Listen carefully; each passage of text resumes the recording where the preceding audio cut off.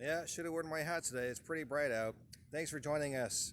Today we're talking about list building, which is the second pillar of the four pillars of marketing. So again, the four pillars of marketing are traffic, list building, conversion, and then sales. So really quickly, traffic is what you do. It's the sign that you have out there, whether it's digitally or whether it's physically, to attract people to actually take a look at what you were actually selling. The next portion is list building. The next portion is conversion, which is your message that you're sending out to actually convince these people that you've got traffic from to buy from you. And the last portion is the sale itself. So today I wanted to talk about list building, and I wanted to give you an example from probably one of the most well-known companies in the world, and I'm going to bring them up again in another video, and that is the WWE. That's World Wrestling Entertainment, with the chairman of the board is Vince McMahon, and he went from a model of many years ago where he has 12 pay-per-views every single year. 4 of them are very famous that people that are wrestling fans would know. That would be WrestleMania, SummerSlam, Survivor Series, and the Royal Rumble. But then he has a bunch of other pay-per-views that cover the other 8 months of the year. And what they would have people do, what they would have their fans do, is actually go and subscribe, or sorry, not subscribe, but to go buy the pay-per-view, and then they would be able to go and watch it.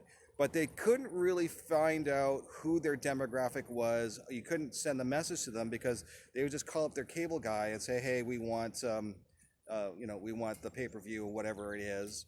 And they changed that model so that everybody. So these pay-per-views, I think they cost like somewhere between $30 to $60 or $70 a month, depending on.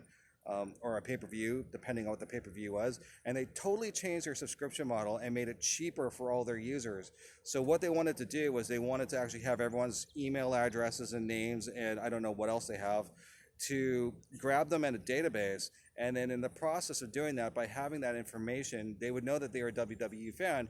And on top of that, they made sure that they got deals so they can get the entire all the pay-per-views, all their special shows, all their whatever. I don't know what they're doing these days in regards to special shows and presentations, but they had it all for like a small price of like whatever, 120, 130. Someone can correct me if I'm wrong about that, a year. And it's like in installments of like a few bucks a month.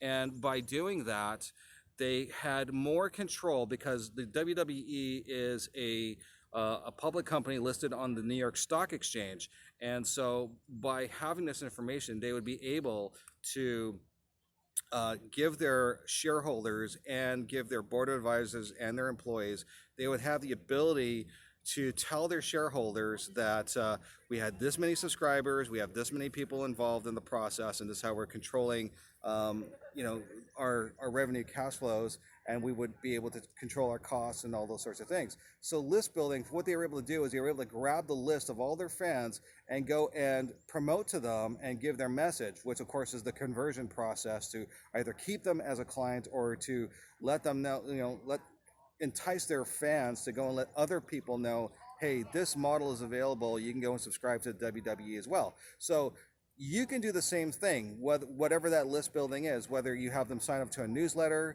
whether it's, maybe you're a grocery store and you have some sort of a shopping sort of a coupon thing. There's a pet store that I go to with my dog where if we buy a certain amount of dog food every single year, we get a free bag of food, or every 13th bag is free. In order to get that, they have to have our name and our phone number, and that's part of the whole list building process.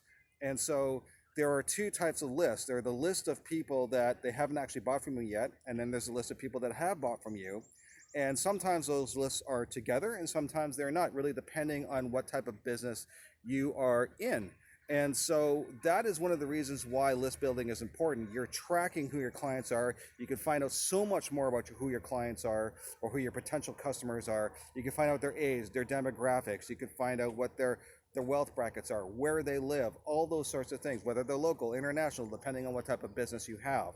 And that is one of the reasons why people have moved over to the list building process. In the WWE's case, I believe they lost a bit of money. Now, I don't remember because I didn't look at their financials, but I just remember some interviews. I mean, I remember one from CM Punk or Phil Brooks many years ago. He brought this issue up in a very famous interview, that they felt that they were going to be losing money, but in the long run, you're getting more stable money. You can control what you have a better control about who's coming as a potential client, how to reach out to them, how to keep them. And so whatever your business is, that's one of the reasons you do that, is to continue to let your customers know you got deals going on. You have an opportunity to convert them more and more because you got them as traffic. Now keep them as someone that you can contact again and again so that you can convert them in whatever format that is.